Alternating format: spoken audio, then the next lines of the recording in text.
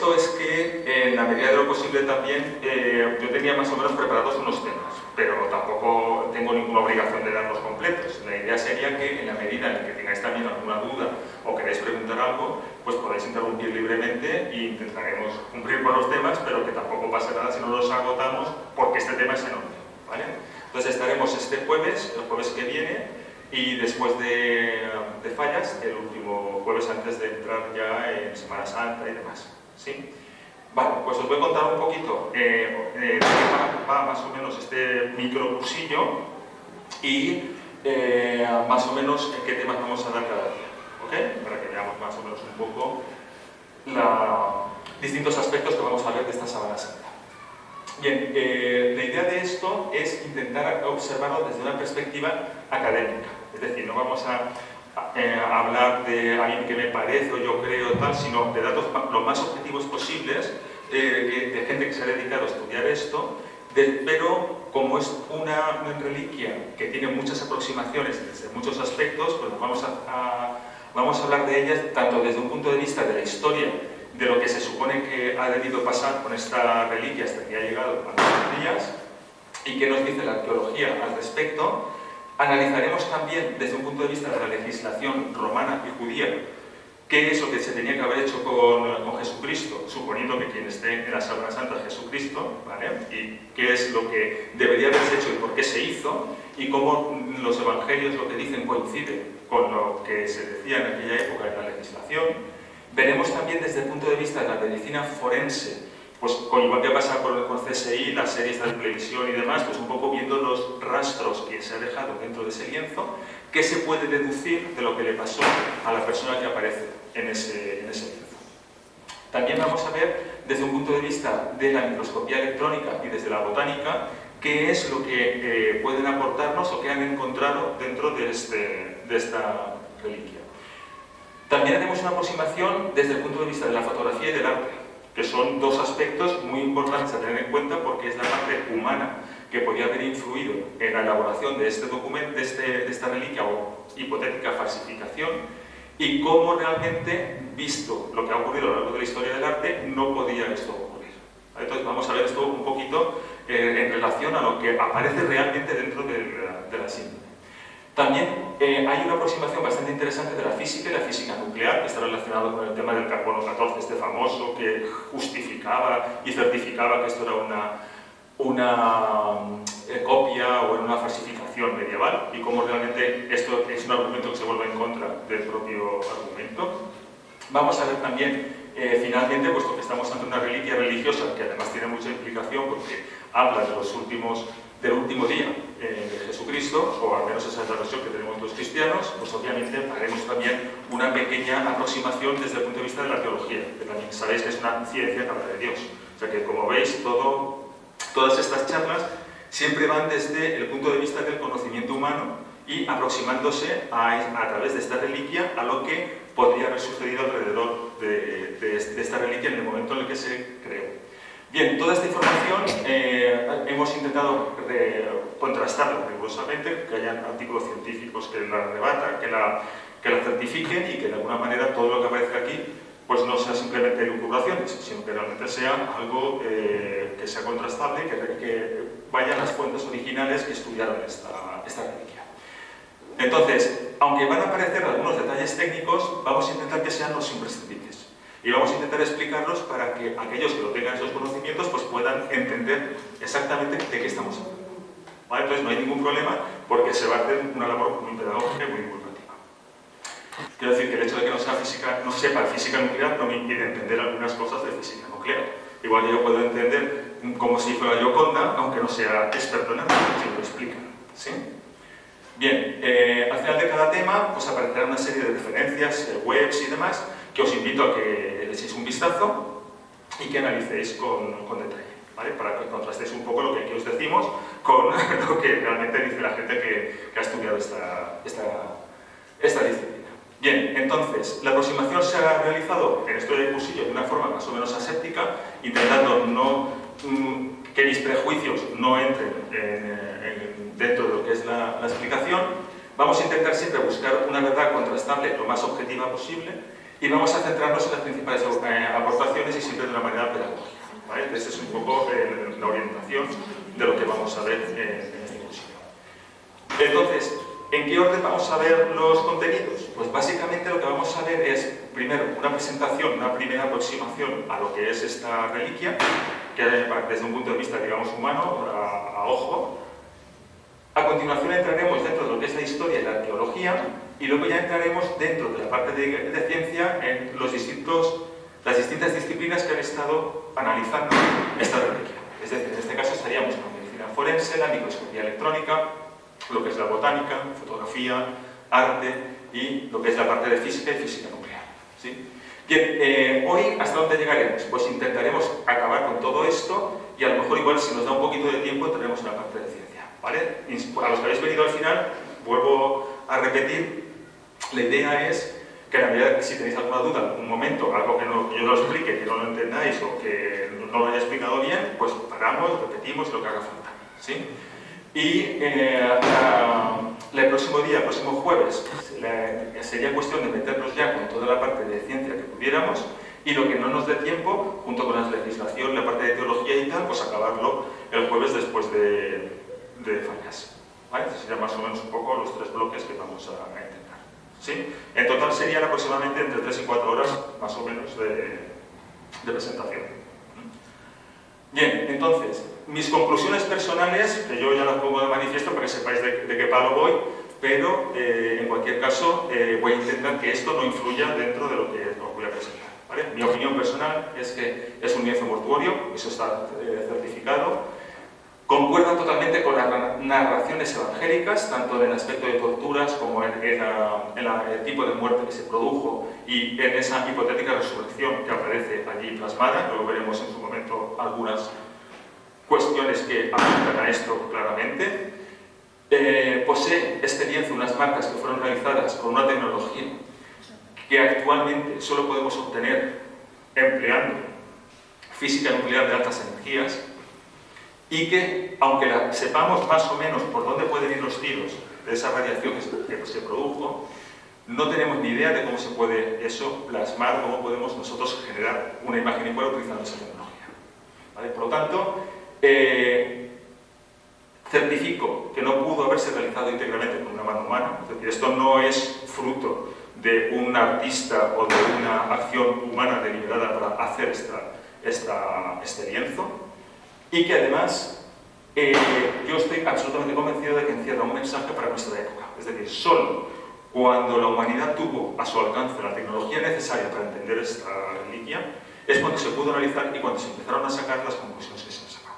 Es decir, hasta mediados del siglo XX, bueno, a finales del XIX, cuando se inventó la fotografía, no había posibilidad de entender algunos aspectos de esta reliquia. Y solo con esta tecnología es cuando ha sido posible poder acceder a este tipo de conocimiento. ¿Vale? Por lo tanto, yo creo que llevaba encerrado ese mensaje durante 2000 años para nuestra época, que hay una intencionalidad en esto, ¿sí?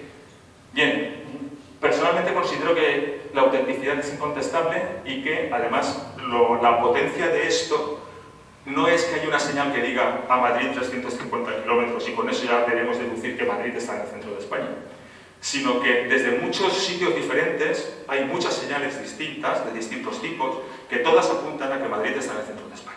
Entonces tú, si dentro de 1000 años Madrid desapareciera y te encontraras muchas señales diciendo todas ellas, que todas apuntan hacia Madrid, que está en el centro de España, la única conclusión posible, a partir de todas las señales que se han encontrado, es que Madrid está en el centro de España, ¿vale?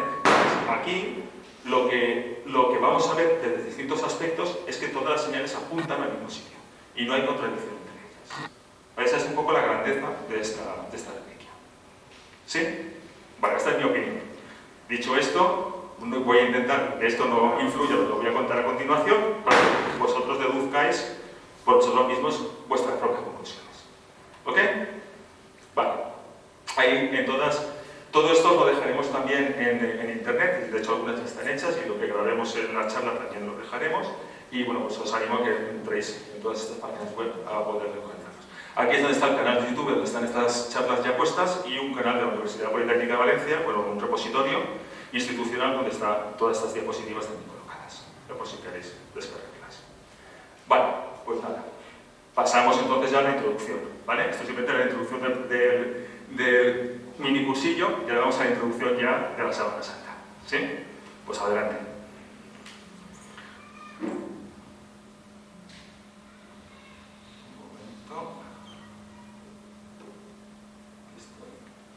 Yo no veo el tapón. Está en otra pantalla, claro, por eso.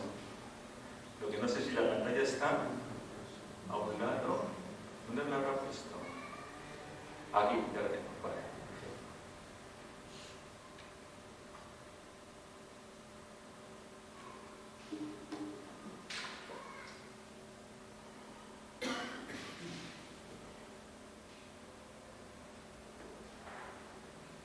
Vale, pues entonces ahora ya hacemos lo que sería propiamente la presentación del lienzo, de lo que sería propiamente la reliquia, ¿sí? Bien, vamos a entrar con una descripción general de lo que sería la síndone, esta reliquia. Nos centraremos en la parte de manchas y en la parte de confección. Esto sería una primera aproximación a ojo, ¿vale? Sin meternos en otras disciplinas. Yo veo una extensión, me acerco, que es lo que vería de este lienzo. Bien, para empezar, deciros que es uno de los objetos arqueológicos más estudiados de todos los tiempos. Para ello, bueno, está actualmente en la Catedral de Turín y se ha hecho una aproximación, un estudio de esta reliquia desde muchísimas disciplinas académicas, entre las cuales están pues, micro-macrofotografía desde el punto de vista de la geología, desde el punto de vista físico, desde el punto de vista de la criminología, de la botánica, es decir, es multifacética, ¿vale? Ninguna de estas facetas la agota, pero todas ellas juntas es cuando vistas en su conjunto te da una visión general de esta reliquia. Bien, conocéis Google, ¿no? Google para el buscador de Internet. Bien, pues Google, como nació de un entorno académico, tiene también una especial dedicación a este entorno académico. Entonces, en este entorno académico hay una web que se llama Scholar escrito con CH, scholar.google.com. Entonces, este Scholar es el buscador de Google para temas exclusivamente científicos. Es decir, es un buscador especializado únicamente en localizar información en revistas científicas, en congresos, en editoriales científicas, libros, etc. Es decir, todo lo que tenga que ver con el mundo académico, el mundo universitario, el mundo de investigación, etc. ¿Vale? O sea, ahí no vais a encontrar nunca a los Simpsons. Ponéis los Simpsons y aparecerá un artículo sobre estudio sociológico de los Simpsons en la infancia de no sé qué, en una revista sobre infancia, ¿vale? Pero no vais a encontrar ningún vídeo de los Simpsons, ¿vale? Es exclusivo de la parte científica. Bien, pues si entráis en la parte de Google Academics, que es este escolar que os comento, Google Academics, y ponéis en inglés, porque claro, todas estas revistas están escritas en inglés para que pueda ser universalmente entendido por un chino, por un suizo o por un español. ¿Sí? Bien, pues ponéis Shroud of Turin y aparecen 16.000 entradas. Esto lo busqué el lunes pasado. Estos son datos de esta misma semana. Si miráis, por ejemplo, la momia de Tutankamón, pues aparecen 4.980 entradas. O si buscáis, por ejemplo, la piedra Rosetta, que es esta piedra que permitió la traducción de lo que sería en latín a los jeroglíficos egipcios y tal, pues ahí aparecen 65.800. Tened en cuenta también que muchas veces esa referencia a la piedra Rosetta es un ejemplo que se pone, un paradigma, tal, y a lo mejor aparece en algún artículo que no habla propiamente de la piedra Rosetta, ¿vale? Pero que aparece en ese artículo. Bien, para que os hagáis una idea más o menos de la importancia que tiene esta reliquia desde el punto de vista científico. Hay 16.000 artículos científicos, o sea, ha habido científicos que han escrito sobre esto en 16.000 ocasiones. ¿Sí? Bien, pues y aparte de congresos y cosas por el estilo. Pues cuando nos metemos a analizar esto desde un punto de vista humano, desde la primera vista, vemos que realmente lo que tenemos es un lienzo de lino. Es decir, esto no es un lienzo de algodón, no es un lienzo de lana, ni es tampoco ningún tipo de papiro, ni nada por el estilo. Es lino. Está hilado a mano. Hilado a mano significa que hay un telar mecánico, un telar manual, y que se hila pacientemente. ¿Cómo sería el coste de esta tela? Que ocupa 4,32 por 1,10, es decir, el telar tenía 1,10 de ancho, un poquito más para que pudiera hacerse la tela, y luego son 4,30 metros. Pensad que cada hilo, creo que cabe 4 hilos en 1 milímetro. Pero podéis imaginaros las horas que haría falta para construir eso. Esto no es una prenda barata, sino que es una prenda que costaría su dinero entonces. ¿Quién se la podía pagar? Alguien rico. ¿Qué dice el Evangelio sobre a quién pertenecía esto?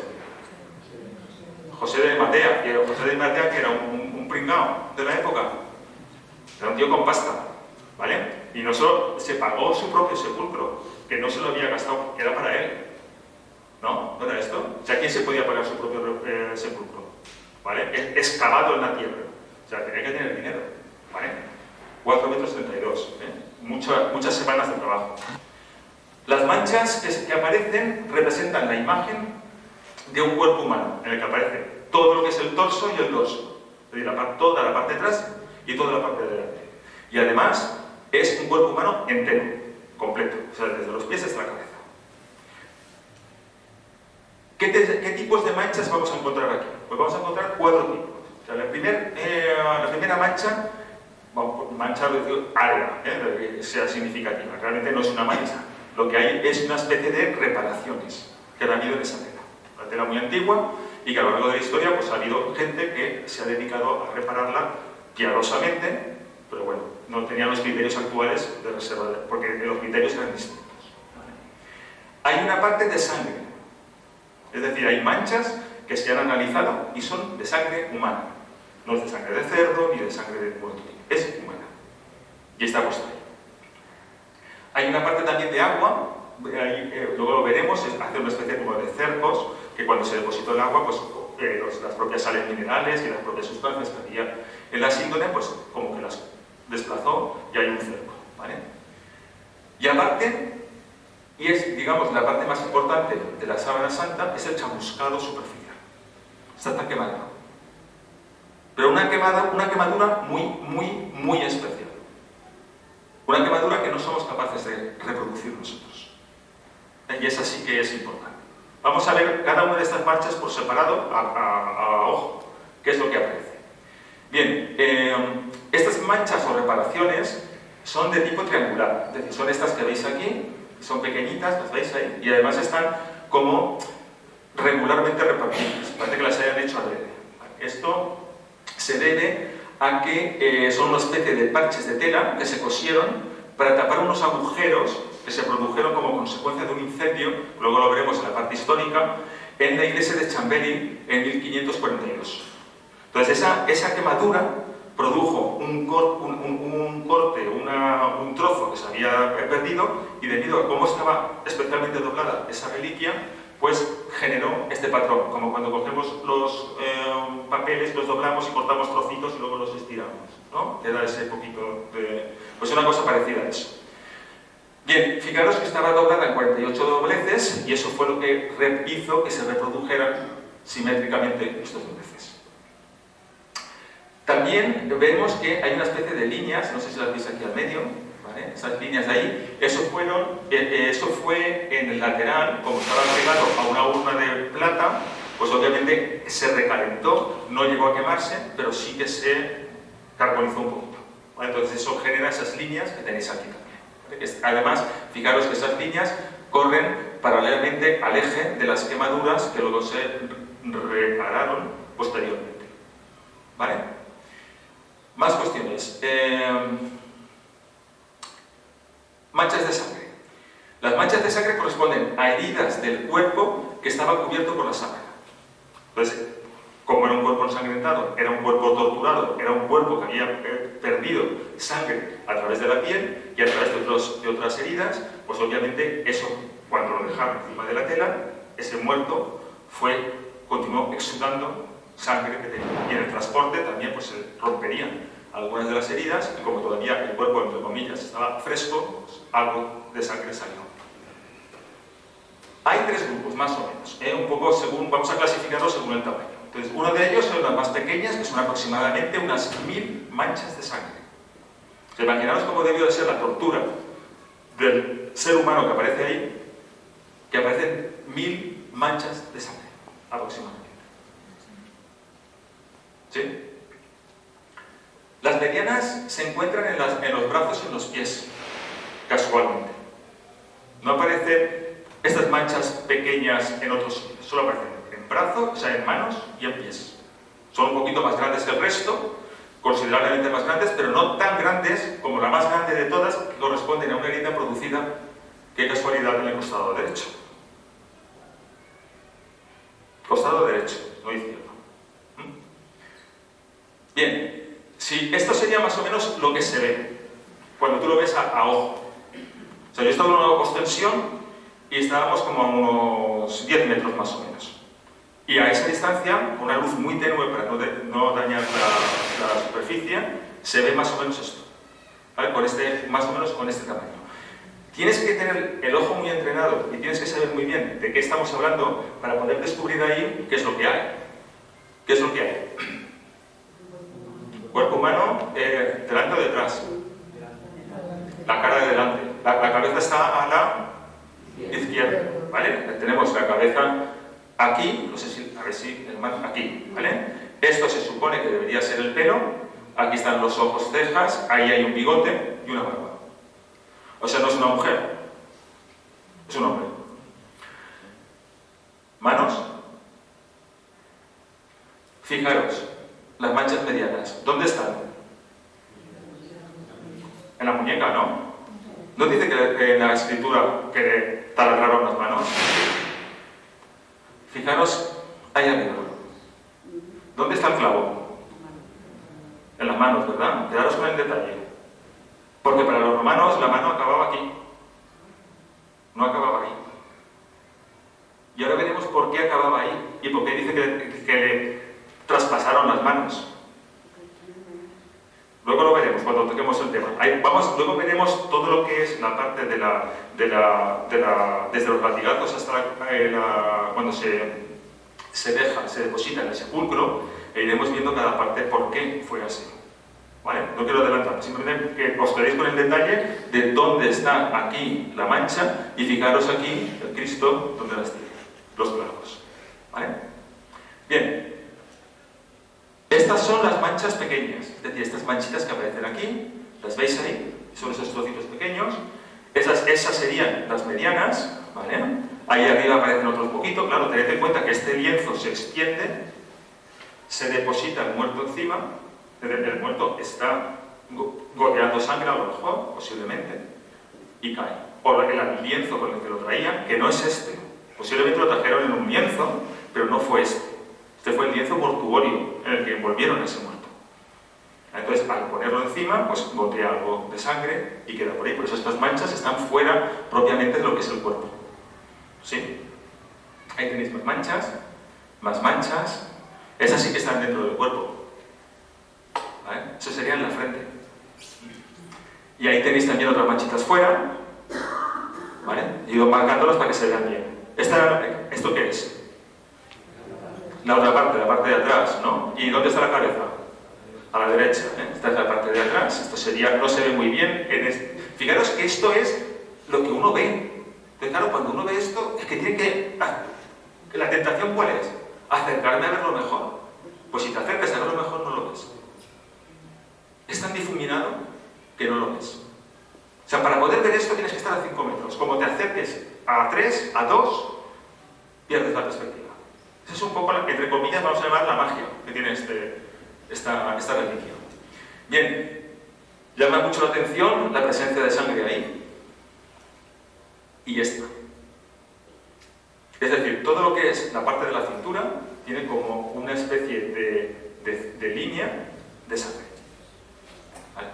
¿Esto qué significa? ¿Que fue depositado boca abajo o boca arriba? Boca arriba. Y la sangre cayó hacia atrás en esta zona. Además, posiblemente eso da pie a pensar, como han hecho algunos de los artistas a lo largo de la tradición iconográfica en la historia, especialmente en la parte del barroco o en el previo, ¿cómo se llama? El Renacimiento. En algún momento, cuando se ha dibujado el traslado, se le dibuja cogiendo a los que estaban allí piadosamente en una sábana y transportando al muerto hacia el enterramiento. Obviamente, el muerto estaría doblado. Y en ese doblamiento posiblemente se acumularía sangre también detrás. ¿Vale? Esa sería una hipótesis que podría justificar esa acumulación de sangre justo ahí, ¿vale? No en otro sitio, el transporte. Bien, ¿qué es esto? Los pies, ¿vale? Llama la atención el derrame de sangre enorme que hay allí, pero si esto es sangre, ¿qué es esto?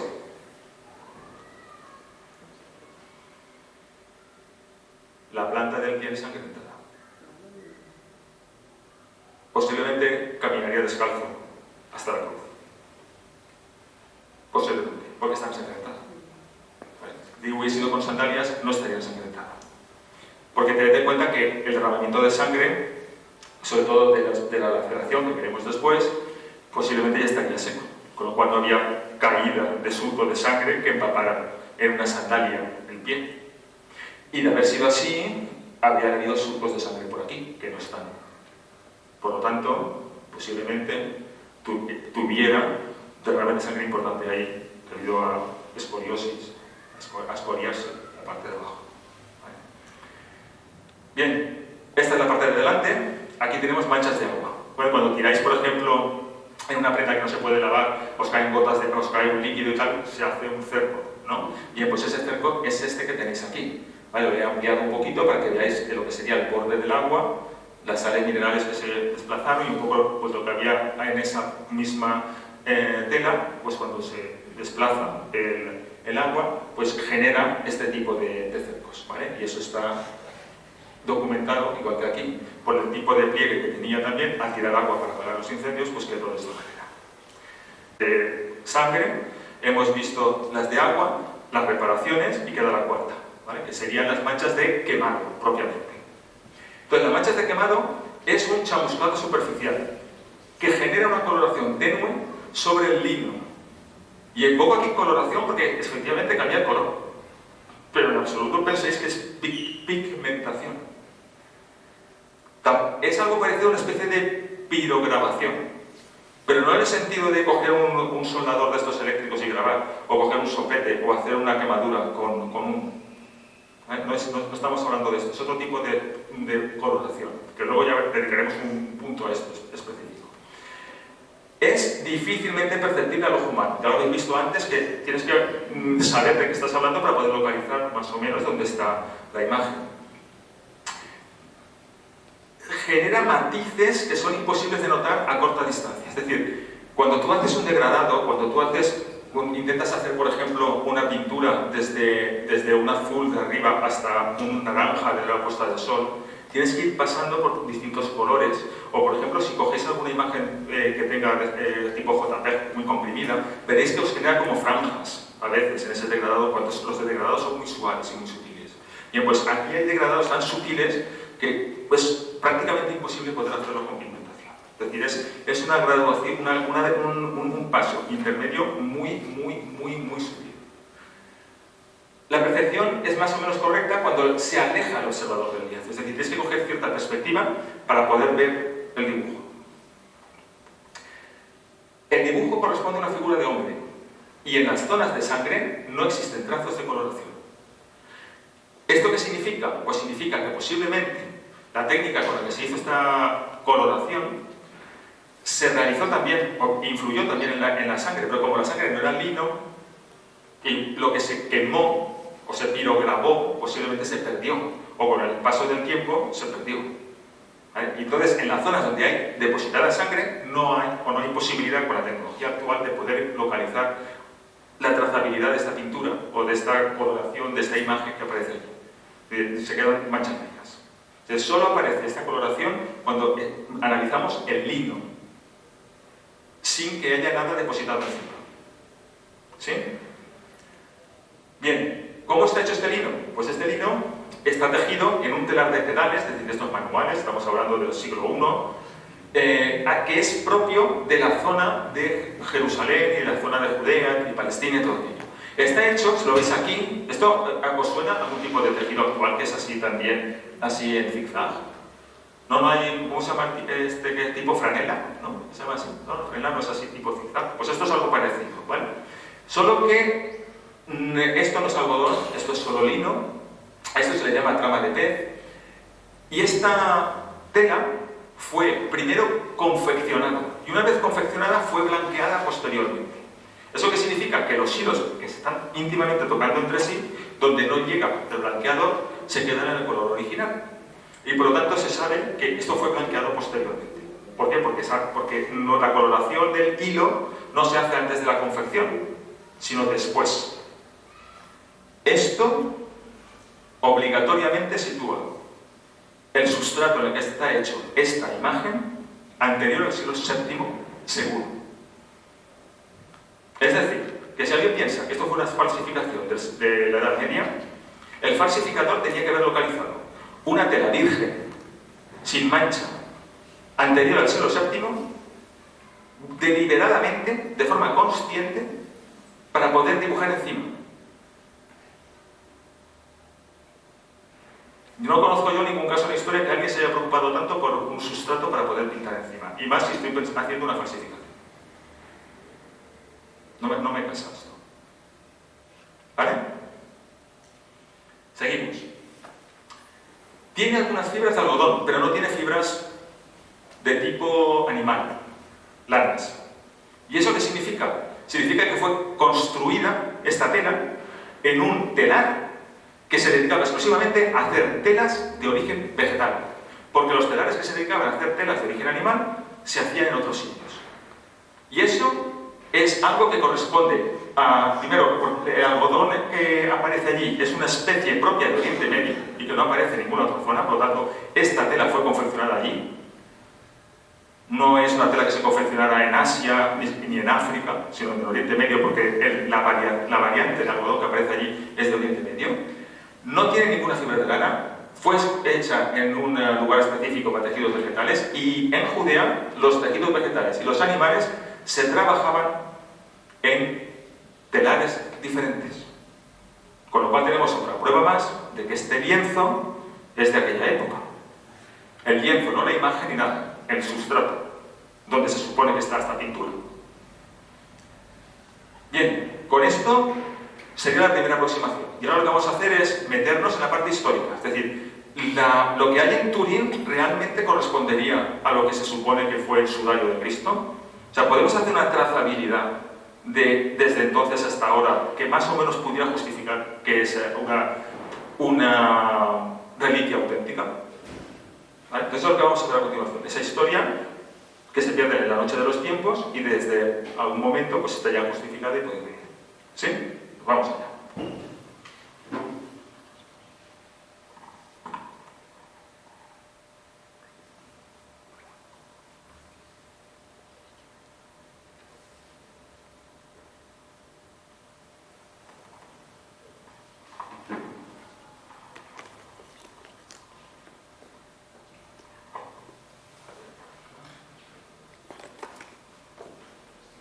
A ver si me deja, que es un poquito lentita la máquina.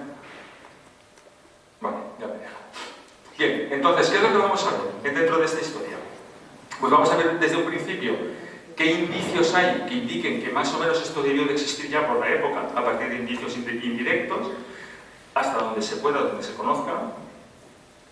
El concepto de Mandilion, que aparece también, esto sí que está reconocido en la historia. ¿Qué tiene que ver esto con Edesa y Constantinopla?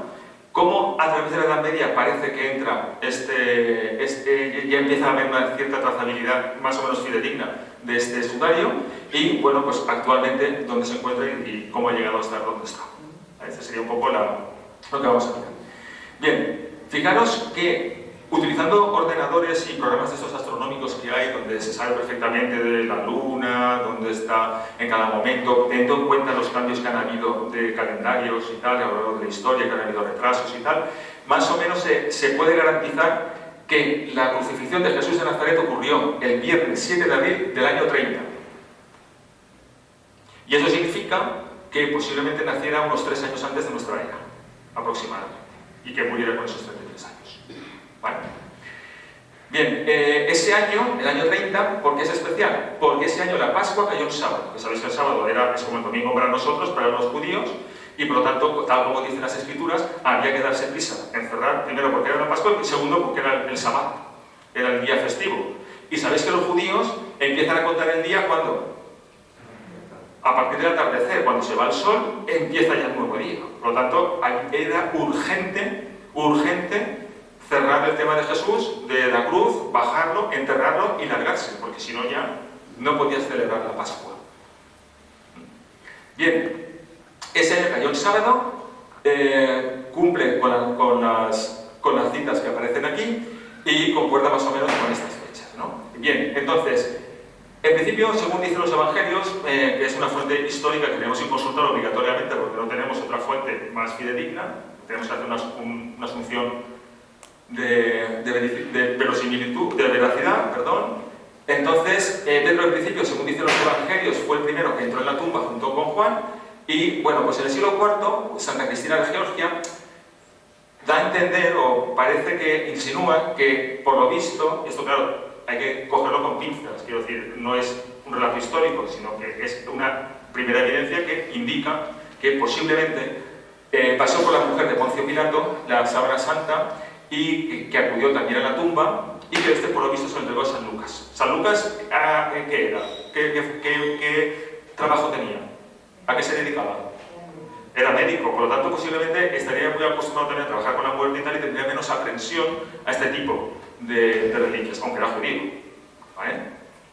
Y fijaros también que los judíos, toda la parte digamos, de contacto con la sangre, de contacto con los muertos, todo esto es algo que les convierte en impuros y por lo tanto es algo que se tiene mucho respeto y que además le influye a uno mucho en cuanto a su disponibilidad, digamos, de acudir al templo y otras muchas cuestiones que les obligan a estar en contacto con la muerte por muchas purificaciones.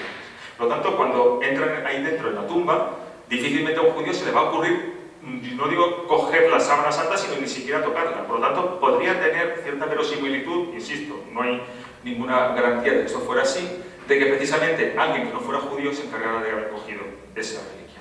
Teniendo en cuenta también que según los evangelios, que es la fuente histórica más próxima a esto, comentaban que la mujer de Poncio Pilato pues, había tenido visiones en las noches anteriores, que estaba muy preocupada, que estaba alterada, y esta preocupación se la pasó también a Poncio Pilato. Con lo cual posiblemente estaría en contacto también, había estado escuchando cosas de Jesús y estaría en contacto con los judíos y a lo mejor sabía de esto y es posible que a lo mejor fueran por ahí los tiros. Yo no digo que fuera así, pero que podría ser posible. Tampoco digo que no. ¿Vale? Bien, fijaros que hay un clima de persecución en Jerusalén. Revuelo, que lo hemos crucificado dicen que ha resucitado, los primeros cristianos no se callan la boca, viene Pentecostés, aquello es imparable, esto hay que acabar con ello. Ya nos intentamos cargar a Jesús, pues ahora a los que le siguen y muerto el perro se acabó la batalla. Y de esto había lío en Jerusalén. Pedro, pues al final, ¿qué se supone que hace? Pues que se supone que las reliquias de la pasión las va a Antioquía. Fijaros que el tiempo de Cristo era la tercera ciudad del Imperio Romano. Tanto una ciudad cosmopolita, muy tolerante, donde estaban todas las religiones, donde era algo que, bueno, pues se podía pasar desapercibido. Tan desapercibido que allí es cuando se empezaron a llamar los que seguían a Cristo cristianos. Y además con libertad, es decir, la gente no les perseguía por esto. Bien, por supuesto era más tolerante que la intransigente de Jerusalén y allí pues empiezan a mezclar, ¿vale? Ian Wilson comenta que posiblemente esté relacionado lo que es el sudario de Turín con un icono bizantino que se llama Mandilion o imagen de Edesa, que esto sí que está documentado y que existió y que decían que era una especie como de tela que representaba el rostro de Cristo. ¿Y esto qué tiene que ver con la sábana santa? ¿Pensáis que podía ser la sábana santa? ¿Este rostro, esta tela con solo el rostro de Cristo? No. La Verónica. Esa también. Pero ¿podríamos haber doblado la sábana santa en algún trozo de forma que solo dejáramos la parte de arriba? Y eso fuera lo que es. Porque realmente a mí que me interesa, con perdón, el culo. ¿Qué me interesa las piernas o los brazos? Lo que me interesa ¿qué es? El rostro de Cristo. Entonces yo podría doblar la tela en lo que es el sudario y dejar solo la parte de arriba. ¿Vale? Entonces, posiblemente lo que se llama Mandilion también, porque bueno, luego lo veremos, en la traducción, la palabra que se utiliza es algo así como una especie de sudario.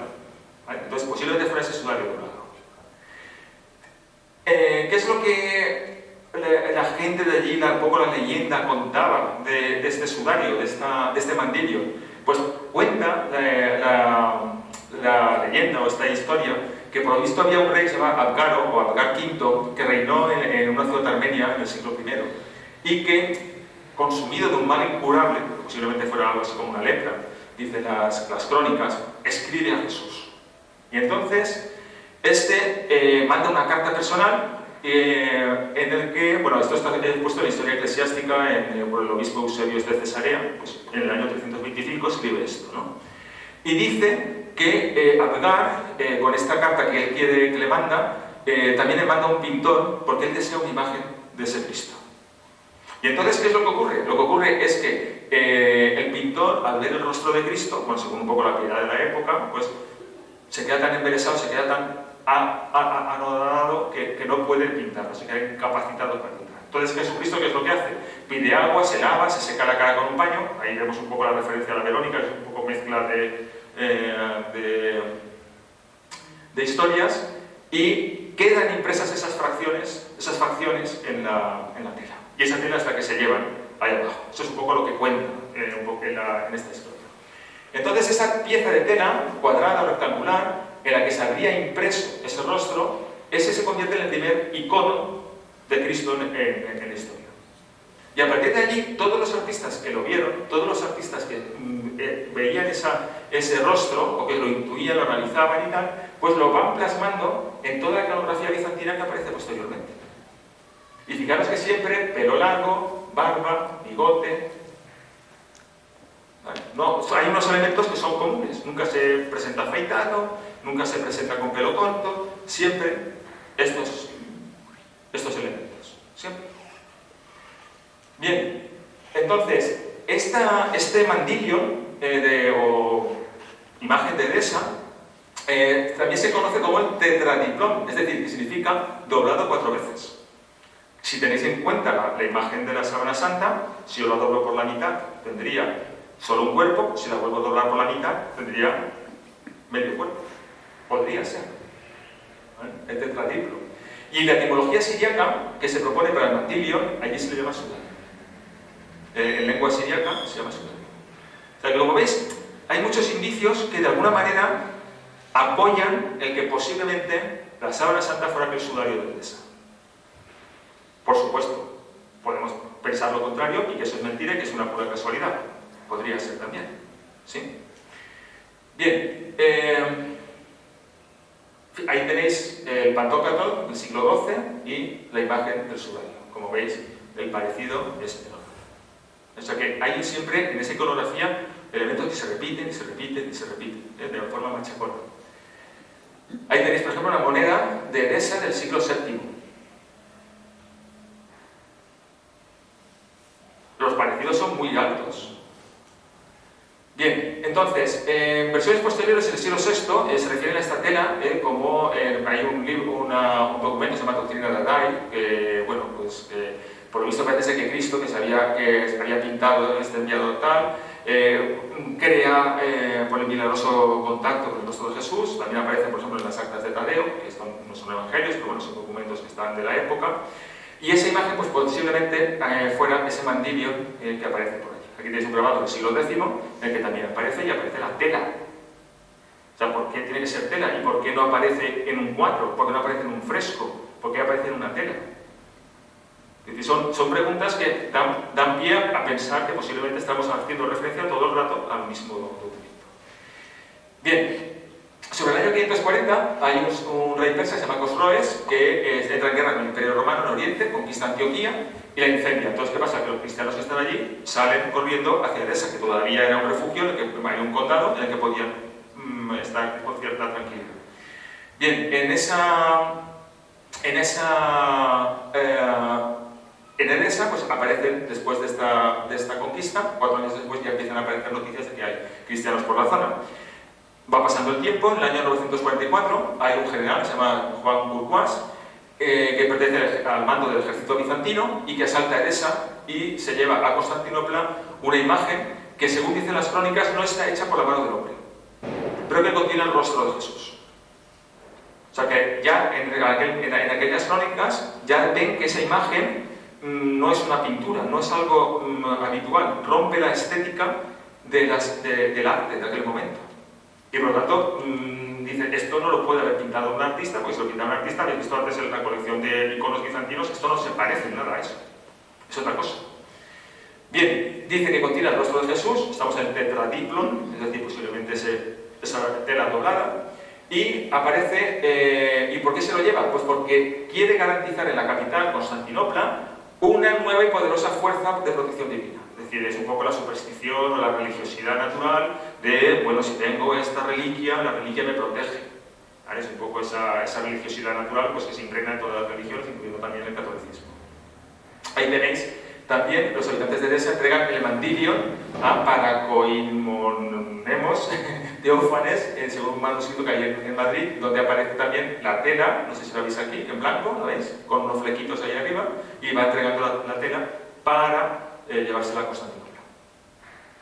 Y fijaros que es tela, no estamos hablando de un cuadro, ¿no? O de un fresco.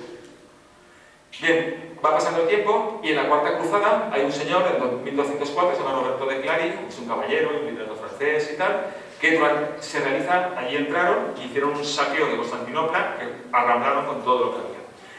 Entre otras cosas, este hombre relata que pudo contemplar la síndone con la que fue envuelto nuestro Señor. Y él afirma que ningún griego ni latino sabe qué sucedió después con esa síndone. Lo que está claro es que esa síndone, que esto fue el saqueo del 12 de abril de 1204, ya no está en Constantinopla, entonces hay que intentar ver alguna otra pista que le siga a esta síndone. Entonces, fijaros que, un cruzado, se llama Otón de la Roche, por lo visto parece ser que se apropia de la síndone y se la entrega a los caballeros templarios para que se la lleven a su padre, se llamaba Pons, que estaba en una ciudad que se llama Ray-sur-Saône. Saône creo que debe ser un río de allí, de la parte del pie de los Alpes, en la parte este de Francia. Bien, este Pons, ¿qué es lo que hace? Le confía al arzobispo de Besançon para que tenga la promesa de cada primavera, por Pascua, hasta 1349, fijaros que estamos hablando de, este saqueo fue en 1204, esto lo lleva para allá, sería pues 70, 80 años, está allí todos los años sacando la síndone.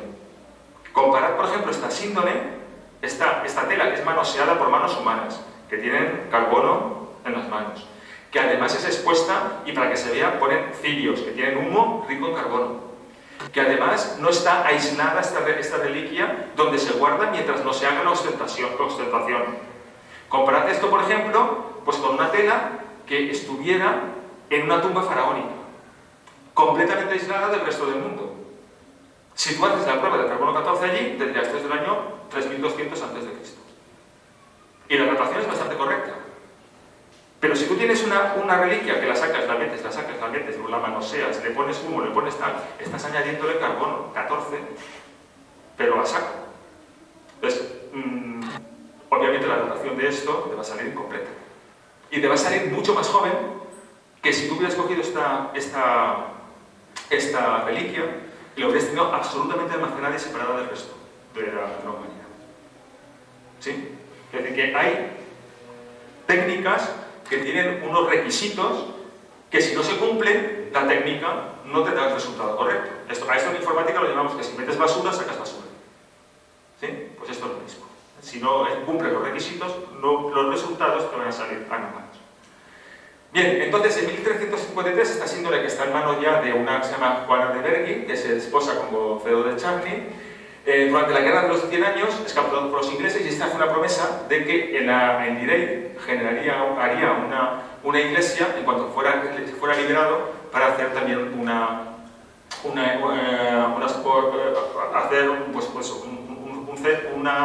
una iglesia que se pudiera hacer ostensiones o se pudiera de alguna forma guardar esta reliquia de una forma más arreglada. Entonces, en 1418, como parece ser que hay indicios de que va a haber una guerra entre Borgoña y Francia, los canónicos de Lirey, que es donde estaba esta iglesia, pues le confían la síndone a Margarita de Charny, que es la última de la familia de Godofredo, ¿no? Y entonces esta, cuando queda viuda, no tiene recursos, no tiene protección, no tiene nada, lo único que tiene es esta síndrome. ¿Qué es lo que hace? Pues se pone en contacto con Luis II de Saboya y le dice: te ofrezco esta reliquia a cambio de que me des pues, una cantidad de dinero. Le vende la reliquia y obviamente desde Francia pasa ya a Saboya, dentro de los dominios de Saboya. ¿Y dónde lo ponen? Pues esto, bueno, fijaros, estamos en 1453, en la batalla de Lepanto la nave principal ya tenía también una reproducción de la sábana santa, ya esto se conocía, se sabía dónde estaba. En aquella época la sábana santa se traslada a Chamberí, la capital del ducado de Saboya en aquel momento, obviamente donde yo vivo, que tengo el poder, pues si yo he comprado la reliquia, viene a mí. Igual que en Constantinopla, lo sacaron y se lo llevaron a Constantinopla para hacer la protección de la ciudad. Bien, entonces en 1572, la noche del 3 de diciembre, se produce un incendio en la capilla de Chamberí y allí es donde se producen las quemaduras y demás con los agujeros y bueno, la urna está en la temperatura que la urna de plata llega a derretirse y por lo tanto cae una gota, por ejemplo, y esa gota, bueno, están estas quemaduras que tenéis aquí y hay puntos, si las veo por aquí, sí, estas de aquí, por ejemplo, ahí veis donde aparecen 4 puntos simétricos de una gota que cayó y que quemó varias capas del lienzo. Bien, está regada varias veces, aparecen, hay agujeros que estaban ocultos por unos remiendos que están cosidos poco después por unas monjas clarisas que están en este monasterio, y en la restauración de la síndrome de junio de 2001 estos parches se fueron eliminados. Se dejó exclusivamente lo que era la tela de la síndrome, ya sin reparaciones de clarisas ni nada por el estilo, se dejó íntegra. Bien, estos 4 agujeritos son los que veis aquí, más luego las quemaduras, que son las que veis aquí en blanco. Bien, el sudario fue trasladado a su actual residencia en Turín en 1578 y la Casa de Saboya en 1983 fue cuando otorgó a la Santa Sede la propiedad de esta reliquia. Y a partir de ese momento fue cuando ya forma parte, está en la iglesia que hay en Turín específica para guardarla y allí es propiedad de la propia iglesia. Bien, retrocedemos un poquito a 1898, en la boda de Víctor Manuel III, de la Casa de Saboya, se hace una ostensión y entonces hay un señor que se llama Secondo Pía, que es aficionado a hacer fotografías. Fijaros que estamos en 1898, la fotografía es incipiente, poca gente tiene capacidad técnica para poder hacer fotos y además cuesta dinero. ¿Y qué hace? Dice, pues tiene el deseo piadoso de hacer una foto, porque hasta el momento lo único que se habían hecho eran cuadros. Ya se habían hecho dibujos, grabados, etc., pero nunca se había hecho una foto de esta imagen. Y con esta nueva tecnología para la época, dice, pues voy a hacer yo una foto.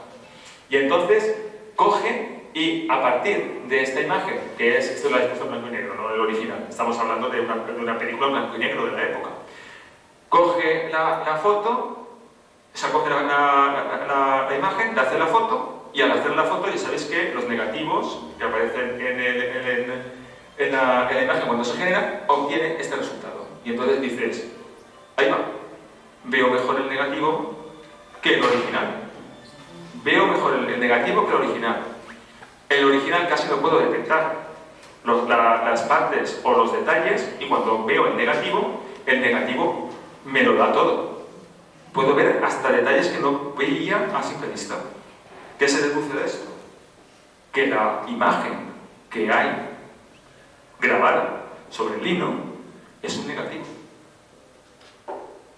Y que al positivarlo, aparece, bueno, cuando sacas el negativo del negativo, lo que haces es positivarlo y entonces es cuando ves la imagen real. Y veréis la importancia que tiene este hecho que aparentemente es intrascendente, pero que desde el punto de vista de la historia del arte rompe completamente los esquemas. ¿Sí?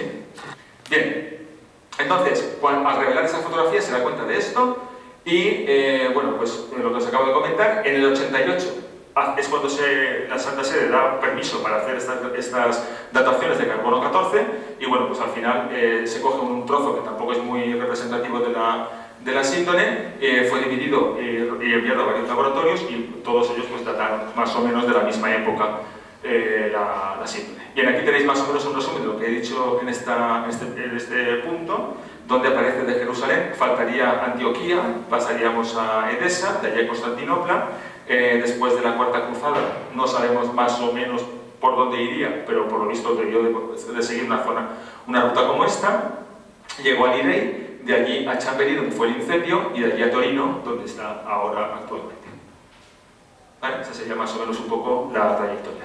Bien, simplemente como hecho remarcable, hubo un incendio supuestamente provocado en el año 97, no se sabe quién lo hizo, y hubo un bombero que era ateo, que luego se convirtió y que fue el que es el encargado de romper la urna en la que estaba ese sudario y salvar a esta reliquia. Y bueno, pues la Santa Sede restauró este sudario en 2002, retiró la cubierta de la sábana, los 30 parches. Eso volvió otra vez a fotografiar y escanear, por ejemplo, el reverso de la tela.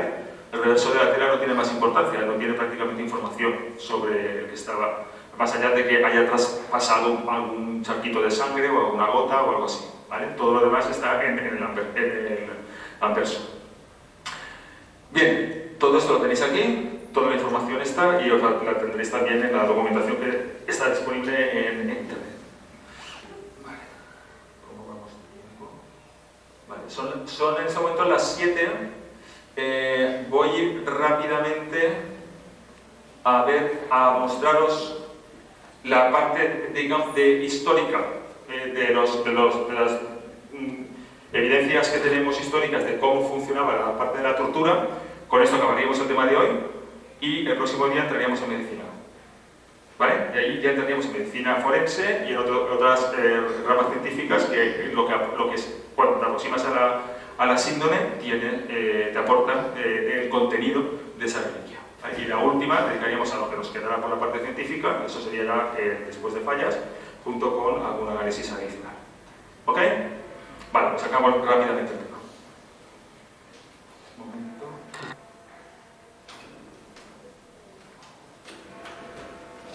Vale, pues nada, vamos a ver rápidamente los latigazos y la crucifixión en qué consistían y qué tiene que ver esto con lo que aparece dentro de la síndrome. Bien, si analizáis lo que en aquel momento se hacía para castigar cuando se hacía algún delito, hay que distinguir entre los que tenían la ciudadanía romana y los que eran parte del imperio que estaban sometidos. Entonces, si uno era romano, que tenía la ciudadanía romana, por ejemplo, San Pablo, si tenía algún delito, había un primer castigo que era el lorum, que era una simple correa ancha. Si esto lo habéis visto un poco en historias más antiguas, el padre detrás de la puerta cuando llega a casa coge la correa, ¿no? Pues es un poco, sería este tipo de castigo, ¿no? El físico, una correa ancha, que bueno, puede dejar alguna rojez, pero no rompe nada y en cualquier caso no deja marcas para el futuro, ¿vale? También, en caso de que fuera, por ejemplo, algo ya más serio, como por ejemplo sucedía con los soldados con alguna falta grave o deserción y demás, pues se le podía castigar dándole varadas o con bastones. Y luego ya, cuando teníamos que ir a otro tipo de castigo ya más serio, entonces ya entrábamos en el flagrum. El flagrum era un mango de madera del que partían 2 o más correas solo de cuero, más finas que lo que podría ser el lorum que tenéis aquí, y sería pues algo parecido a esto, pero solo con lo que serían los trocitos pequeños, finitos de cuero. Entonces con esto se golpeaba con estas correas estrechas. Esto, por ejemplo, si habéis visto alguna película de piratas y tal, pues a veces se les hacían latigazos y tal, ¿no? Y pues esto sería un poco... Aquí tenéis, por ejemplo, en el año 2018, tenéis, por ejemplo, unos latigazos en una provincia de Indonesia por homosexualidad. ¿Vale? Entonces ahí se le castigaron a 80 latigazos al señor este que tenéis aquí. Pero como veis aquí, este hombre está vestido, ¿vale? Normalmente los latigazos eran con torso descubierto. Bien, ya sí que pasábamos al siguiente nivel ya de castigo. Esto en sí mismo ya era el castigo, ¿vale? Y este castigo podía llegar a la muerte. Fijaros que en el derecho judío no se podían dar más de 40 latigazos. Y los que eran ya muy acérrimos daban 39 contados, por si acaso se descontaban no pasar los 40, que era lo que marcaba la ley de Dios. En el derecho romano esto no existe. Es decir, ¿cuántos se dan? Pues lo que quisiera el que imponía el castigo. ¿Sí?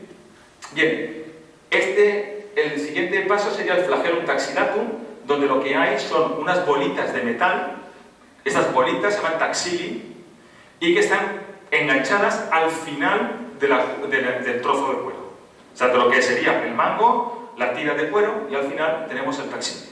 Estos taxiles suelen ser de aproximadamente unas 2 bolitas. Aquí tenéis una ampliación, y eso podría ser o bien de metal o bien de huesos, por ejemplo.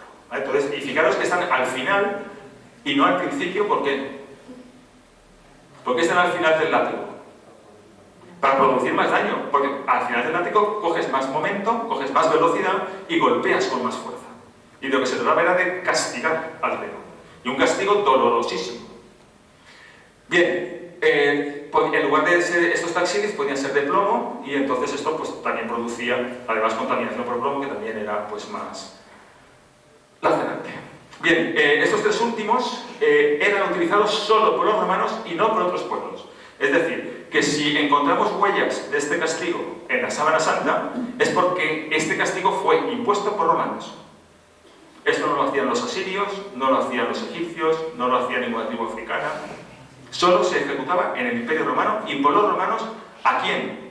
A gente que era esclavos, bárbaros o extranjeros. Es decir, si tú tenías la ciudadanía romana, no te podían dar con esto. ¿Y Jesús qué era? Pues era un tío que estaba montando mucho follón, que quería que acabaran con él, y que además estaba en una provincia bastante díscola, allí perdida en el sur del Imperio Romano, y que allí estaban los romanos pues intentando calmar la situación como podían. ¿Vale? O sea, que tenían todas las papeletas para que le dieran. Podían ellos mismos provocar la muerte, y además se infligía de una manera metódica y sistemática. Es decir, no estamos hablando de un animal que no quiere tirar adelante, le pegamos un golpe y tira. No, esto en sí mismo era en la laceración. ¿Vale? Bien, entonces, no se combinaba con ningún otro castigo adicional por su crueldad. Es decir, si te castigaban a esto, era solo esto, no te podían castigar a nada más, porque esto en sí mismo ya era un castigo. Un castigo que te podía llevar a la muerte si no cuidaban el tema. Era intencional, con sentido de escarmiento, e insisto que no había límite. Los condenados a la cruz se les flagelaba por el camino del suplicio, pero como se flagela un animal, te tira para adelante, no te quedes aquí, pero no sería una flagelación, no con los taxili, sino con una fusta, simplemente pues para que fuera adelante. ¿Vale? Y no era un castigo sistemático, esto sí que lo era. Bien, en la síndrome, los golpes que aparecen son ordenados. Es decir, que el muerto que aparece en la síndrome fue flagelado como castigo.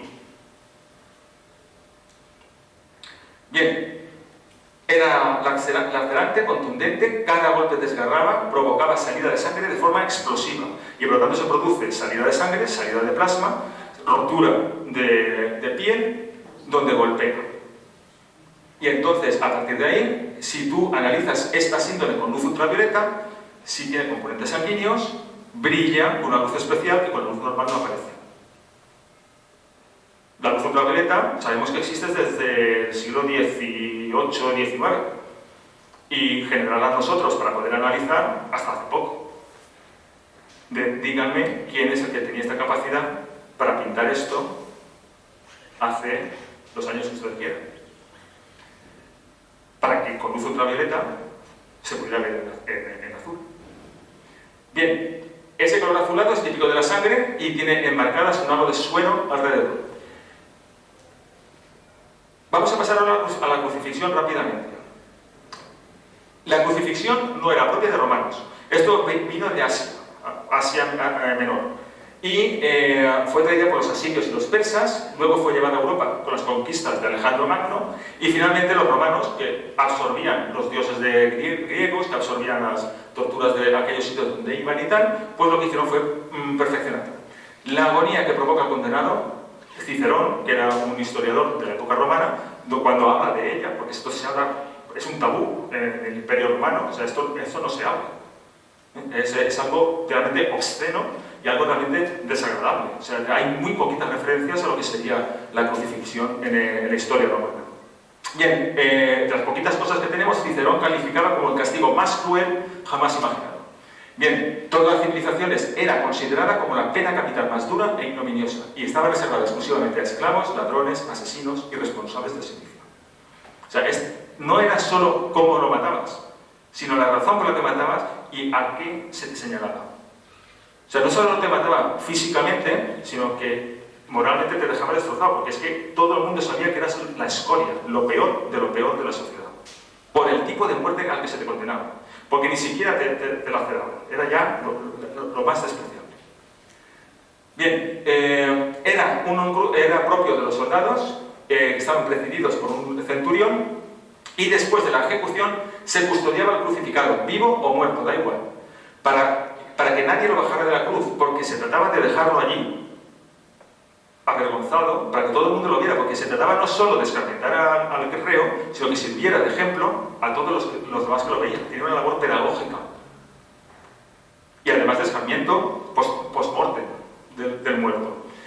Bien, en el caso de Jesús, ¿quién era el que no solo se podía bajar si había una autorización especial de quien le había condenado? Es decir, mientras el que lo había condenado no dijera que eso se podía bajar, no se podía bajar. Y allí estaban nosotros custodiándolo.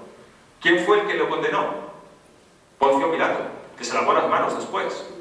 ¿Vale? Por lo tanto, solo Poncio Pilato podía dar la orden de bajarlo. Y esto concuerda con lo que dice Juan 19:38. Después del acto, José de Arimatea, que es el dueño de la síndone, de la tela, el que tenía el sepulcro, ¿qué es lo que hace? Que era discípulo de Jesús, aunque en secreto por medio de los judíos, porque se la estaba jugando, se fue a ver a Poncio Pilato.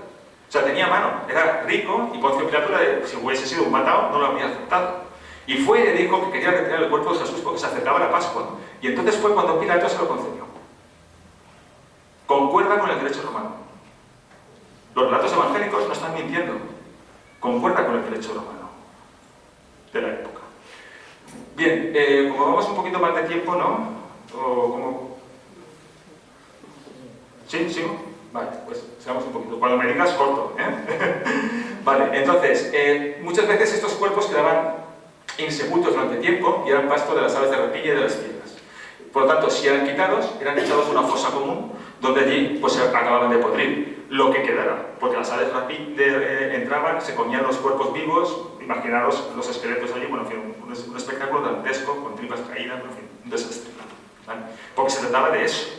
Porque tú te mueres, te entierran y todo ese aspecto morboso no lo tienes, pero allí todo eso queda a la vista de la gente. Imaginaos la acción pedagógica de esto, o sea, sería algo realmente desquiciante. ¿Cómo funcionaba esto? Pues esto, había dos cosas. Uno era el patíbulo, que es esta parte que aparece aquí, esta parte suelta, y luego estaba lo que se denomina el estipes, que este era el palo vertical que estaba metido dentro del suelo. Este se quedaba fijo y sobre ese se crucificaba al reo. Entonces, por encima de este patíbulo que se colocaba en la parte de arriba, aparecería el títulos. El títulos es una tabla donde se escribía por qué se le había ajusticiado allí. Bien, fijaros que esto inicialmente tenía otra segunda condena al ajusticiado, porque el patíbulo venía de la tranca con la que tú cerrabas las puertas de tu casa, para que no entrara nadie en tu casa. Por lo tanto, cuando tú ibas atado a tu patíbulo, ya sabías que las puertas de tu casa habían quedado abiertas, que es lo que se llama el fores pateva. Fores pateva. Y tu casa quedaba abierta. Todo el mundo que quisiera podía entrar y saquear tu casa, incluyendo tu mujer y tus niños. O sea que no solo acababan contigo, acababan con todo tu estirpe. Además de ser una ignominia, y además de ser una muerte repugnante. O sea, es que era salvaje. Salvaje. Bien, una cruz clásica completa podría haber pesado en torno a 100 kilos. Por lo tanto, olvidaros de la iconografía clásica que empieza a partir del siglo V, donde aparece la cruz a cuestas arrastrándola con forma de cruz. No fue así. No era esa la forma. Fijaros que a partir de Constantino, que fue el que convirtió el imperio al catolicismo, al cristianismo, en el año 337, 100 años después, aproximadamente en el 430, es cuando empieza a aparecer la primera iconografía de cruz. Entonces, claro, habían pasado 4 generaciones de humanos que no sabían cómo se hacía una crucifixión. Se había borrado de la mente. Entonces tuvieron que reinventarse. Y por eso la iconografía que tenemos aparece con una cruz completa y tal, pero no tiene por qué ser así. Y de hecho no era así, porque no podía ser. O sea, una persona no podía arrastrar 100 o 150 kilos de madero. Además tampoco tenía sentido cada vez clavar el stipes. El stipes estaba fijo y tú ibas allí y lo llevabas. Por eso se lo llevan a un Golgot en otro sitio, porque es allí donde estaban los stipes, ya metidos. ¿Vale?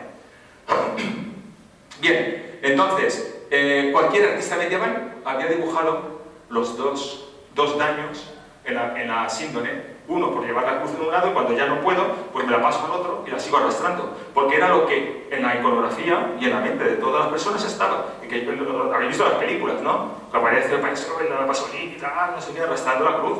No fue así.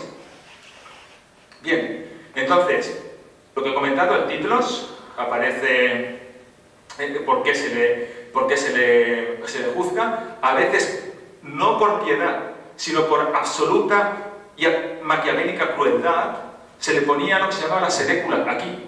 ¿Por qué? Parece que es algo, digamos, de compasión, ¿no? ¿Para alargar la agonía. Y si pudiera ser, cuanto más mejor, porque no se trataba solo de matarlo, sino de que la agonía fuera intensa. Entonces, en la cruz, ¿por qué te mueres? ¿De gangrena? ¿Te mueres desangrado? No. Te mueres asfixiado. Literalmente. Y cuando estás tan agotado que no puedes ni siquiera ponerte de pie sobre tus pies clavados en la cruz, con el dolor que eso significa cada vez que yo me empujo en nuestros pies clavados en la cruz, cuando ya no tengo fuerzas porque me he quedado casi sin sangre, me muero asfixiado por estar colgado de las manos. Probadlo un día, intentar cogeros de algún sitio y dejaros ahí, a ver cuánto tiempo aguantáis. Porque eso es lo que siente una persona que está en la cruz y así es como muere, asfixiado. O sea, si yo me puedo sentar, no me asfixio y muero más tarde. ¿Vale?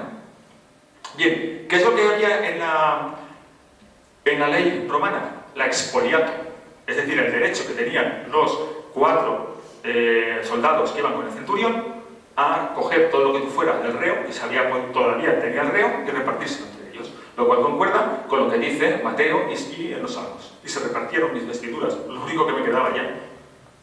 Lo único que me quedaba. Bien, ¿qué tipos hay? Pues hay varios tipos. Una de ellas es la cruz comisa, que es la forma cruz tau, en la que hay un stipes que te colocan encima y no te sale nada por arriba. ¿Vale? Entonces simplemente pues dejas caer más el reo y en la parte de arriba, por aquí, o le clavas un título o se lo pegas directamente a la tabla. Puedes tener también la cruz inmisa, que es esta que tenéis aquí, que es la típica de la iconografía cristiana y que aparece en muchos sitios, la que muchas veces llevamos encima colgada. Y luego tenemos la cruz árbol. La cruz árbol es de madera. Fijaros que ahora con las serrerías y tal, muchas veces aparecen, a lo mejor en películas que habéis visto, parece que están cortadas a láser, las cruces. No era así. Eso no existía en el Imperio Romano. Eran maderas pastas. Y no solo que fueran maderas pastas, sino que cuando no teníamos maderas pastas, pues cualquier madera servía. Entre ellas, un árbol cualquiera. Un árbol. Bien, la cruz simplex consistía en atar las manos al poste, al stipes directamente, y te clavábamos los pies al stipes directamente. Bien, ¿y esto cómo lo sabemos? Pues porque en 1968 unos obreros que trabajaban en un barrio de Jerusalén descubren de repente una tumba allí sepultada y analizan el tema y resulta que aparece un cadáver de un niño llamado Jehohanan, el hijo de Jacob, que es el crucificado. Y junto con él aparece esto.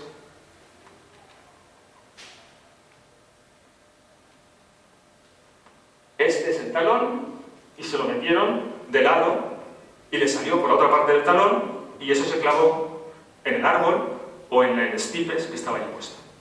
Las manos no estaban taladradas, por lo tanto lo ataron.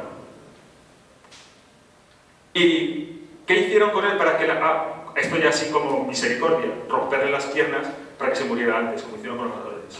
Los huesos estaban rotos. Pero no solo que estaban rotos, sino que además tuvieron que cortarle, cuando estaba cogido el árbol, tuvieron que cortarle los pies para poder bajarlo. Y es que luego sacaron, pero fijaros cómo quedó el clavo. Un clavo vasto, no un clavo como los que tenemos ahora industriales súper bonitos, sino un clavo cuadrangular y vasto, como se hacía de fundición en aquella época, porque eran los clavos que se gastaban para construcción. ¿Vale? Bien, ahí os he dejado un detalle más que tenéis también en la documentación, y ahí tenéis el ejemplo de, ahí pusieron una tablilla, pusieron el clavo y taladraron el pie. La tablilla era para que la cabeza del clavo el pie no se escapara por fuera. Y la tablilla lo mantuviera allí fijo, hasta la muerte. Es la única reliquia, o sea, la única evidencia arqueológica que tenemos de las crucifixiones, no hay más. Porque esto era algo tabú en el Imperio Romano. Salvo en la ley que daba 4 normativas de cómo se tenía que hacer, nadie más comentaba. Porque era algo horrendo, algo obsceno. Bien, ahí tenéis la información, con esto acabo y el próximo día más. ¿Ok?